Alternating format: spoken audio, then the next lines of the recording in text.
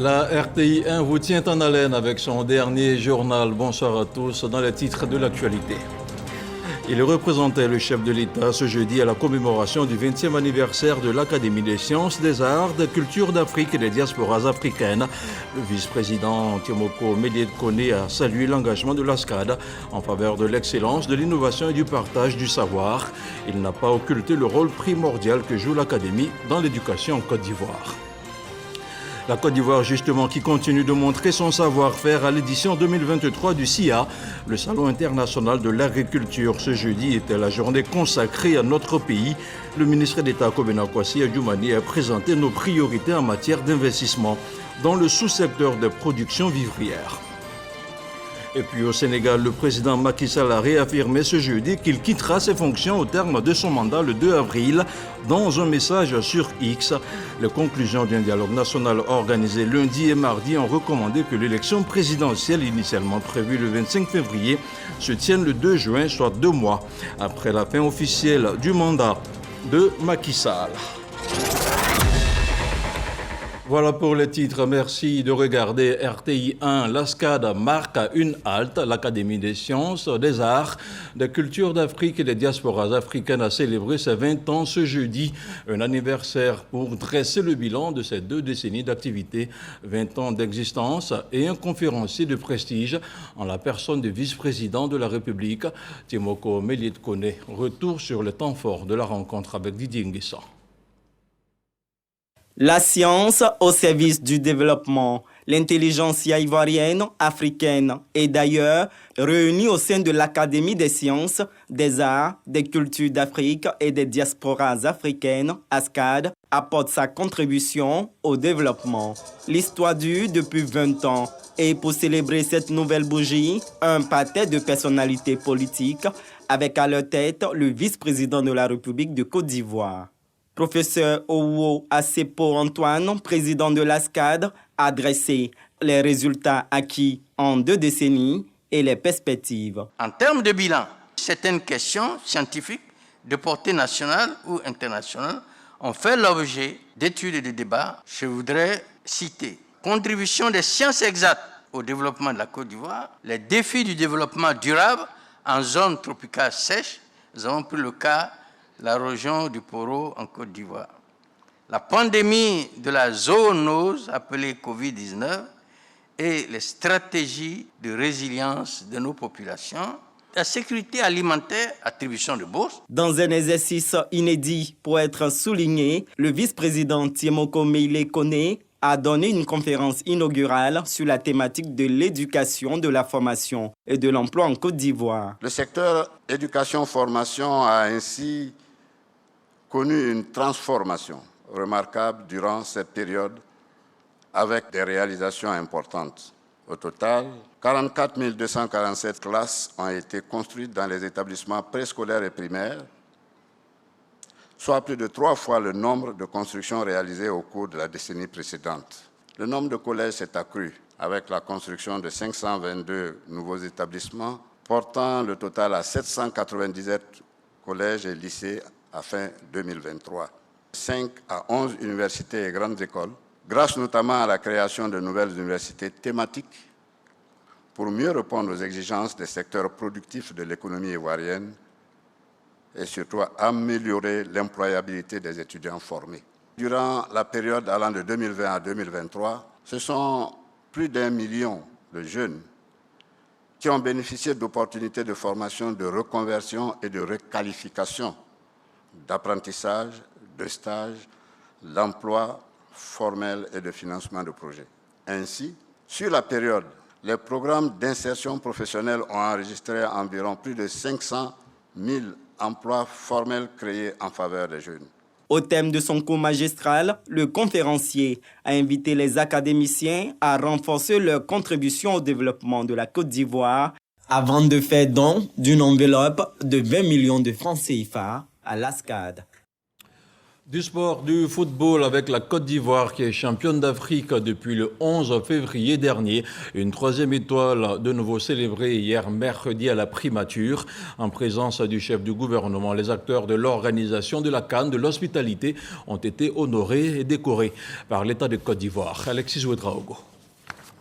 Ce mercredi, à la primature, la Côte d'Ivoire honore les forces vives mobilisées pour le succès de la CAN 2023. Les mains de l'ombre, 293 acteurs de première ligne qui voient leur travail célébré. On partage cette décoration avec l'ensemble des Ivoiriens, particulièrement tous les volontaires de Côte d'Ivoire qui ont participé à cette compétition. On a fait un morceau qui a marché, le morceau a bien marché, on a vu le succès, mais franchement, personnellement, je ne m'attendais pas à ça, à recevoir un appel de la part des autorités. Et vraiment, je tiens à dire merci aux autorités de Côte d'Ivoire. Pour le président du COCAN, François-Albert Amichia, cette CAN, la meilleure de tous les temps, vient hisser le pays au rang des grandes nations sportives. L'occasion de rendre hommage aux différents acteurs de cette victoire, en tête le chef de l'État Alassane Ouattara. Cette CAN, Monsieur le Président de la République l'a voulu. Il a dégagé tous les moyens afin qu'elle se déroule dans les meilleures conditions. À sa suite, le ministre délégué en charge du sport exhorte les récipiendaires à faire de cette distinction le symbole de l'excellence dans leur démarche nouvelle et prend rendez-vous pour 2025 au Maroc. Les médailles du mérite sportif que vous allez recevoir sont une recommandation pour chacune et chacun de vous à toujours faire preuve de patriotisme et d'engagement dans toutes les actions à mener pour la dignité et la fierté de notre pays. Quand le grand chancelier prend place au pupitre, il rend hommage au président Alassane Ouattara pour cette Côte d'Ivoire qui se retrouve. Quand la Côte d'Ivoire veut ardemment, elle peut assurément. Quand elle prend confiance, elle avance. Elle remporte des victoires sur tous les plans. Quand elle est rassemblée, quand elle s'aime, elle est aimée et appréciée du monde entier. Si nous continuons à rester soudés, alors seulement, nous connaîtrons d'autres occasions de bonheur immense. Au total, pour l'ordre national, 15 distinctions, 2 commandeurs, 4 officiers et 9 chevaliers. Dans l'ordre du mérite, 1 commandeur et 40 chevaliers et 237 personnes élevées dans l'ordre du mérite sportif. Les mots du porte-parole des récipiendaires sont gratitude. Pour Robert Begré-Mambé, tout l'honneur est pour le peuple de Côte d'Ivoire, mobilisé comme un seul homme pour cette CAN. Les Ivoiriens nous ont donné la preuve que ce pays est un très beau et grand pays. Les Ivoiriens sont des hommes et des femmes formidables. Je voudrais qu'on les acclame très fort. Si on pouvait les décorer tous, on les aurait décorés. Mais vous qui avez eu la chance d'être décorés, je vous demande pardon. Nous sommes les représentants des 29 millions d'Ivoiriens et de tous les amis de la Côte d'Ivoire. Je vous assure, tous ceux qui vivent dans le pays ont porté le maillot de la Côte d'Ivoire. Il n'y avait pas d'étrangers, il n'y avait pas d'Ivoiriens, il n'y avait pas tous supporters des éléphants. Le Premier ministre n'a pas manqué de saluer le génie des artistes ivoiriens. Les artistes ivoiriens m'ont étonné. Parce qu'ils prennent 2 ou 3 petits mots, ils vous font une chanson, mais ça déstabilise l'adversaire. Les artistes ivoiriens, mais vous êtes des génies. Acclamez-les. Si je ne félicite pas les journalistes, j'aurais été ingrat. Tous les sites là, je me suis abonné. Donc je regardais leurs commentaires. Bravo les journalistes, vous avez défendu votre pays, bravo. Mais au-delà, la vision du chef de l'État Alassane Ouattara, fortement applaudie. Pour tout le travail qu'il a fait pour la Côte d'Ivoire, pour la cohésion sociale qu'il a su créer, pour la grande amitié que les Ivoiriens ont exprimée les uns pour les autres, je voudrais vous demander respectueusement de vous lever pour faire un banc au président Alassane Ouattara. Cap est désormais mis sur les défis à venir. On regarde quelques réactions de récipiendaires au micro d'Alexis Ouedraogo. Franchement, très belle organisation du début jusqu'à la fin. Tout le monde est récompensé. Et moi, pour ma part, c'est la première fois que je ne m'attendais pas à ça, que je reçois ça. Franchement, Je suis fier et ça montre qu'on donne de la valeur à notre travail en Côte d'Ivoire. En seulement 2 ans de carrière, voilà, l'État de Côte d'Ivoire te décore comme ça. Je dis merci. On est content, ça veut dire qu'on a bien bossé. On a pris ça en cœur. Une distinction qui vient du gouvernement de mon pays. En plus, pendant la CAN, on a été très actifs, on a participé aussi à l'événement. Du coup, ça fait vraiment plaisir. Nous voulons aussi dédier cette décoration d'abord au ministre de l'équipement et de l'entretien routier, sous l'autorité duquel nous travaillons, mais aussi la dédier à l'ensemble de nos collaborateurs qui, avec nous, ont travaillé au quotidien pour pouvoir avoir tous les succès qu'on a eu en termes d'infrastructures routières au cours de la CAN, les entreprises, les missions de contrôle. Sentiment de gratitude à notre Seigneur, à Dieu, gratitude au chef de l'État, gratitude à toutes ces personnalités, le Premier ministre, le vice-président, qui ont bien voulu nous faire confiance et qui nous ont impliqués au premier chef dans l'organisation de cette compétition qui s'est avérée une victoire pour la Côte d'Ivoire. Et surtout, gratitude à toute l'équipe de la Direction générale du protocole d'État. Je voudrais à ce moment précis également avoir des mots de gratitude à l'endroit du vice-président, du Premier ministre, de notre ministre de la Communication, porte-parole du gouvernement, et dédier cette médaille-là à l'ensemble des travailleurs de la RTI, qui pendant près de 4 années ont travaillé sur ce projet, pendant les événements majeurs qui ont été le tirage au sort, la Ligue féminine et la CAN elle-même étaient en première ligne et ont permis aux Ivoiriens d'avoir des images et un son de qualité, et également contribuer au rayonnement de cet événement et partant de la Côte d'Ivoire avec le fait que 80 pays aient reçu le signal international et plus de 2 milliards de personnes ont suivi cet événement. Des sentiments de reconnaissance pour dire merci aux autorités de nous avoir donné la chance de servir le pays à un moment historique et d'être humblement l'un des acteurs au niveau de la coordination qui a permis au pays et au président de la République de se sentir rehaussé par la très bonne organisation de la CAN. Plusieurs volontaires de la CAN 2023 ont également obtenu la reconnaissance de l'État. Pour les remercier de tous les efforts accomplis durant la compétition, ils ont reçu des certificats des mains du président du COCAN, Khalid Diomandé. Ils ont mis du cœur à l'ouvrage pour la réussite de la plus belle Coupe d'Afrique des Nations de l'histoire. C'est tout mérité que les 10 000 volontaires de la CAN 2023 reçoivent des certificats en guise de reconnaissance et pour faire valoir ce que de droit. Vraiment cette expérience-là, si je pouvais la revivre, je n'allais même pas hésiter à m'inscrire encore une seconde fois. Parce que j'ai appris à servir mon pays, j'ai eu de nouvelles connaissances. Je dis vraiment merci à Dieu d'avoir permis à ce que la CAN puisse rester en Côte d'Ivoire. Pour moi, participer à l'aventure du volontariat avec le COCAN, c'était une aventure exceptionnelle. Et étant dans ce projet-là, j'ai pu tourner avec la mascotte, c'était vraiment exceptionnel. Il fallait vivre pour comprendre l'émotion qui agissait. Le certificat atteste de ce qu'ils ont participé à une très belle compétition. Donc il y a déjà une satisfaction morale. La base de données des volontaires ivoiriens que nous avons sera reversée à la Fédération ivoirienne de football et au ministère de la promotion de la jeunesse, qui est la tutelle institutionnelle du volontariat en Côte d'Ivoire. Aucun mot et aucune action ne suffiront pour rétribuer les volontaires à la hauteur de leur contribution, dira le président du COCAN.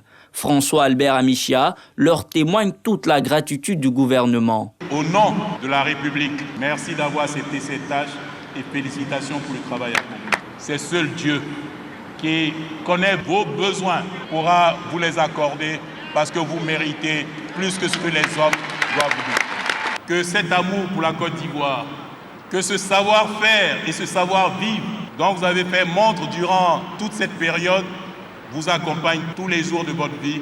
Une tournée est prévue dans les 4 villes hôtes de la CAN 2023 pour remettre aux volontaires qui y résident leurs certificats.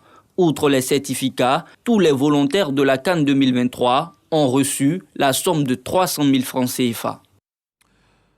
Autre chose à présent, ce jeudi marquait la rentrée judiciaire du tribunal militaire d'Abidjan. Une rentrée meublée par la prestation de serment de 2 greffiers militaires. La cérémonie solennelle de la juridiction répressive a été présidée par le ministre d'État, ministre de la Défense Téné Birahima Ouattara. Les précisions de Walter Amadou Ouattara. rentrée judiciaire du tribunal militaire d'Abidjan. Les autorités administratives et celles investies de pouvoirs judiciaires suivent avec attention la prestation de serment du sous-lieutenant Laurou Nizobo Luilis et de l'adjudant Konaté Vassiriki, de nouveaux greffiers militaires issus de la promotion 2021-2022.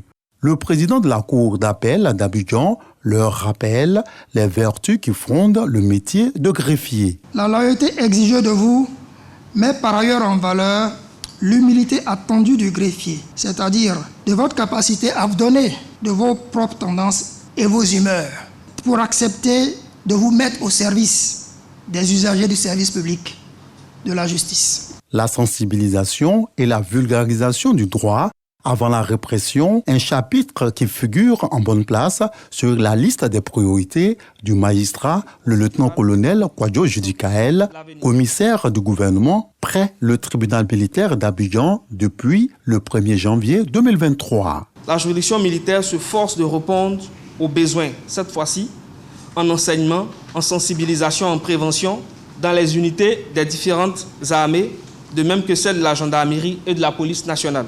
Le tribunal militaire est déterminé à la transformation qualitative des forces de défense et de sécurité. Un engagement encouragé par le ministre d'État, ministre de la Défense, Téné Birahima Ouattara, président de cette rentrée solennelle. Le tribunal militaire est un outil très puissant de transformation des hommes. C'est de créer une armée professionnelle à travers des comportements. On a pu le constater lors de la CAN. Et tout ceci est dû au fait qu'il leur a apporté un certain nombre d'informations, de savoir-faire à travers la justice militaire, et ceci est important pour nous. En 2023, le tribunal militaire d'Abidjan, TMA, a reçu 886 plaintes et dénonciations. Un tiers d'entre elles ont été définitivement traitées. Direction Paris avec le SIA 2024, des rencontres officielles, mais aussi des visites de stand. Le ministre d'État, ministre de l'Agriculture, du Développement rural et des productions vivrières, Kobena Kwasi Adjoumani, a rencontré les producteurs de semences. Il s'agissait pour les parties prenantes de mettre en place un système de collaboration en vue de l'installation d'unités de production sémencière dans notre pays. À Paris, on retrouve Lansine Bakayoko. Dans sa quête de solutions pour une agriculture ivoirienne performante, Kobena Kwasi Adjoumani a rencontré plusieurs acteurs des filières végétales, fruits et légumes, les filières céréalières, oléagineuses, mais surtout sémencières. L'objectif assigné par son Excellence M. Alassane Ouattara, président de la République de Côte d'Ivoire, c'est de produire davantage afin de réduire les difficultés dues au panier de la ménagère. Et pour nous, cela passe par la mise en place de semences certifiées, de semences à haut rendement. Et il n'y a pas mieux que ce que nous voyons ici.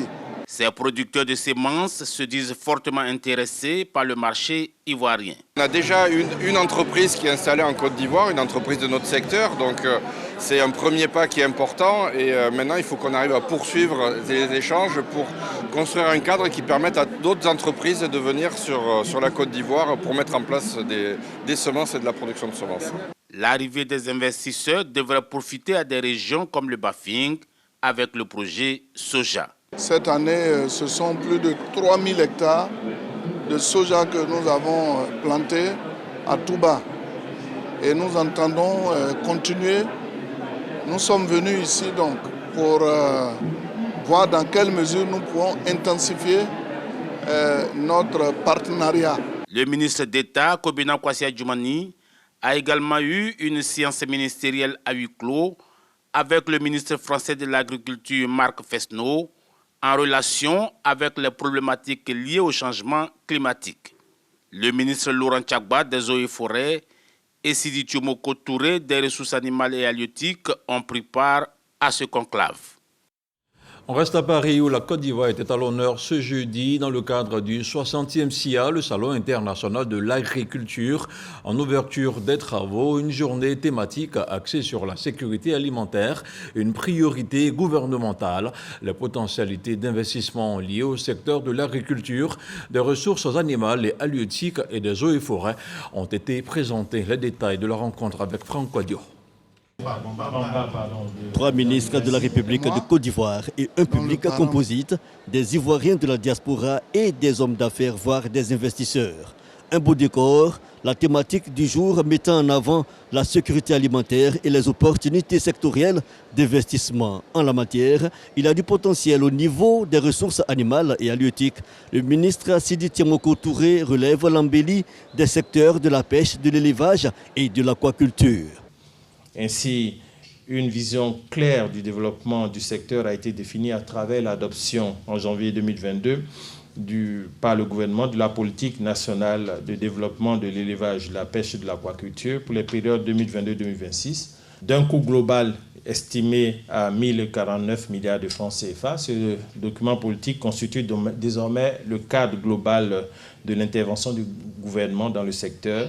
Appel au financement privé, mais surtout l'existence de mesures incitatives. Le secteur forestier n'est pas en reste.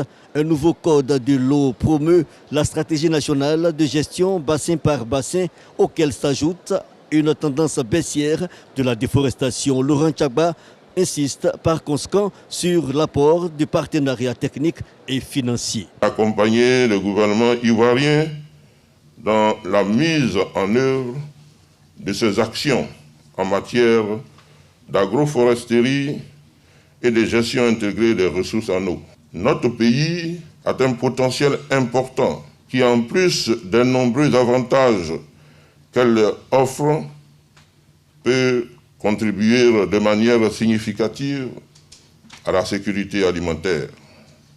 Produire et assurer de façon durable la disponibilité des produits agricoles, un enjeu. Du côté du ministère d'État, ministère de l'Agriculture, la chaîne de valeur partant des intrants à la transformation est appelée à se renforcer. Motif donc de satisfaction. Ce sont des salons où nous venons échanger avec les autres, les partenaires techniques et financiers, les privés, et les exhorter à venir investir en Côte d'Ivoire. Et vous avez vu que les chiffres augmentent positivement pour notre agriculture. Nous ne pouvons qu'en être fiers. L'agriculture, les ressources animales et halieutiques, de même les eaux et forêts en mission lors de ce salon de l'agriculture Paris 2024, des plateaux d'échange amenés à se poursuivre au cours de cette journée dédiée à la Côte d'Ivoire.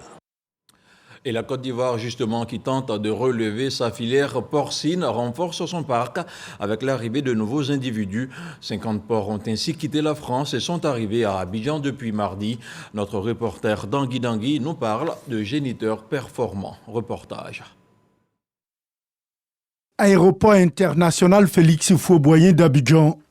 Ces 50 porcs, désignés par les experts comme des géniteurs performants, sont arrivés tout droit de France. Leur mission, relever la filière porcine ivoirienne, sinistrée après le ravage de la peste porcine. Nos porcs traditionnels n'ont pas une bonne croissance et ça ne permet pas d'avoir une bonne production en viande. Donc, depuis plusieurs années, on importe des reproducteurs de la France. Mais depuis un certain nombre d'années, on s'est rendu compte que la génétique est devenue ancienne et la croissance ne suivait plus. Donc on a jugé bon de faire venir des reproducteurs pour renouveler cette génétique-là. Ces 50 porcs vont être aussitôt transportés dans la localité d'Agboville où ils devront défendre leur statut de géniteur performant. À l'entrée d'Agboville, Eri Makoudje 1, c'est là-bas que se trouve le site. Et on a des infrastructures qui vont les accueillir. À côté de ça, on a un centre aussi qu'on va mettre en place, un centre de formation qui va permettre de former les personnes dans le domaine des porcs, spécialement porcs. Selon cette experte du domaine, la production nationale de porc est de 11 000 tonnes par an, alors que la consommation nationale, elle, est estimée à 100 000 tonnes par année. On met à présent le cap sur l'ouest du pays avec cette cérémonie de remise officielle des kits informatiques aux officiers d'état civil de la région du Tonkoui. Il s'agit d'équipements offerts par le ministère de l'Intérieur et de la Sécurité, le général Vagondo Diomandé. Des kits qui viennent renforcer les capacités des agents de l'ONESI. Le nouveau logiciel de l'état civil sera déployé à cet effet. Jean-Marc Djadji. Ordinateur, imprimante, unité centrale, smartphone et autres matériels informatiques sont remis au centre d'état civil et autres points de collecte communautaires de la région du Tonkoui. Ces équipements offerts par le ministre de l'Intérieur et de la Sécurité, Vagondo Diomandé, à ses officiers d'état civil, illustrent la phase de généralisation du déploiement du logiciel état civil en Côte d'Ivoire. L'enregistrement des naissances, décès et autres actes d'état civil par voie électronique est désormais une réalité selon l'Office national de l'état civil et de l'identification, ONESI. La feuille de route que vous nous avez donnée prévoit d'ouvrir d'ici la fin de l'année l'ensemble des centres d'état civil du pays, de les relier à la base de données du Registre national des personnes physiques, RNPP, et attribuer à chaque personne un numéro national d'identification qui va protéger son identité et lui faciliter l'accomplissement des actes de la vie civile. Plus d'une naissance sur 2 n'est pas déclarée dans le délai légal 3 mois après la naissance et 1 sur 3 n'est jamais déclarée. Cette solution logicielle a été déjà déployée dans plus de 100 centres d'état civil repartis dans 5 régions du pays. Son implémentation dans la région du Tonkoui est une opportunité pour ces populations. J'invite toutes les personnes qui utiliseront ces kits informatiques à faire preuve de culture numérique pour transformer positivement leur environnement de travail. En 2024, le gouvernement vise à atteindre un taux de déploiement de plus de 80% sur toute l'étendue du territoire national. Il s'agira pour nous, bien évidemment, dans le cadre de la mise en œuvre des instructions du gouvernement, de faire en sorte que les agents qui ont été formés pour l'état civil puissent être outillés afin de mieux remplir la mission qui leur est confiée. La première chose que nous visons, c'est de garantir aux individus la reconnaissance de leur identité légale, le droit d'accès aux services publics, la protection sociale et le respect des droits de l'homme. Ces dernières années, le taux d'enregistrement des naissances dans les délais est passé à plus de 50% selon le ministère de tutelle. La vulgarisation du logiciel de l'état civil en Côte d'Ivoire est soutenue par l'Union européenne depuis plus d'1 an. Une note de politique maintenant avec le directoire du RHDP qui remet les cartes de membres à ses militants. Dans la région des Grands Ponts, l'initiative aura permis d'identifier des militants dans différents départements. Les détails avec Éric Goré. C'est la circonscription de Dabou qui ouvre cette caravane de distribution de la carte de militants au RHDP. 3000 témoins y étaient. Des remises symboliques à 100 bénéficiaires. Ian Yacouba Sié, secrétaire exécutif adjoint chargé de l'adhésion et de l'implantation du parti, est sur le terrain. Il a le soutien de plusieurs autorités locales, dont le ministre-gouverneur des Lagunes, Vincent Loès. La région de Grand Pont est très honorée qu'on ait pu choisir cette région pour le lancement de la distribution des cartes de militants. C'est une région difficile, mais que nous sommes en train de conquérir en attirant les nouveaux militants. Une action qui permet aux autorités du rassemblement des oufouettistes de faire corps avec les militants. Militants qui représentent une force pour le parti et déjà déterminés pour les futures batailles. Dabou a été un symbole périlleux dans la marche victorieuse du président Alassane Ouattara pour l'accession au pouvoir d'État. Il s'agit pour nous donc de compter nos militants. C'est le moment de se compter. C'est le moment de se compter dans un contexte où, vous savez, il y a un chevauchement d'ambition. C'est le moment de se compter les troupes. Le général que nous avons, le président Alassane Ouattara, avec les troupes, l'effectif qu'il avait, depuis 2011, a travaillé et a transformé la Côte d'Ivoire. La Côte d'Ivoire nouvelle n'est pas la Côte d'Ivoire de 2010. Toutes les régions du pays seront visitées par cette caravane afin de mettre les militants du RHDP en ordre de bataille. Et cette nouvelle sortie sur X du président sénégalais au Sénégal, et je cite, le dialogue national a proposé le 2 juin 2024 comme nouvelle date des élections présidentielles au Sénégal. Je remercie les forces vives pour ces assises. Toutefois, je tiens à préciser que je quitterai mes fonctions au terme de mon mandat le 2 avril. Comme je l'ai déjà indiqué, la date de mon départ reste absolument ferme. Le chef de l'État sénégalais, le président Macky Sall, qui assure ne pas vouloir rester au pouvoir, a annoncé qu'il recevra le rapport avec les propositions de sortie de crise du dialogue national lundi prochain. Au Tchad, l'opposant Yaya Dillo est mort mercredi des suites des blessures qu'il a reçues dans l'assaut du siège de son parti. L'annonce a été faite ce 29 février par le procureur près le tribunal de grande instance de N'Djamena, Omar Kelmelay, lors d'une conférence de presse. Il y aurait eu des dizaines de blessés et de morts et 26 personnes sont interpellées, toujours selon le procureur. À la mi-journée, le calme était revenu, mais Internet était toujours coupé dans la capitale tchadienne. Et c'est le moment de refermer votre téléviseur. Merci de nous avoir suivis. Bonsoir.